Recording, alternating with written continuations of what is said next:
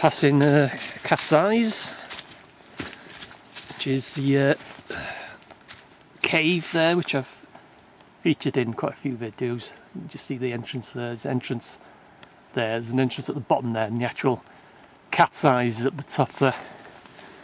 If you want to know why it's called Cat's Eyes, then check out my the videos on my, as I say, my other channel, Denby Vids, which is obviously all videos about Denby and surrounding area. Gotta watch these fucking steps. Bloody slippy. These fucking leaves don't help.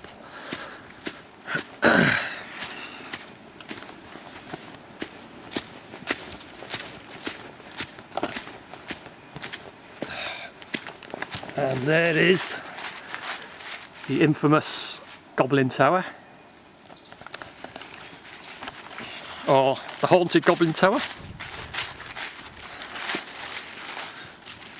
Many a strange paranormal experiences I've had in that place, inside and outside.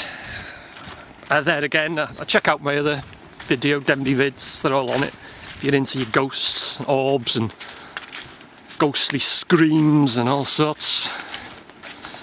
Trying to brighten up now.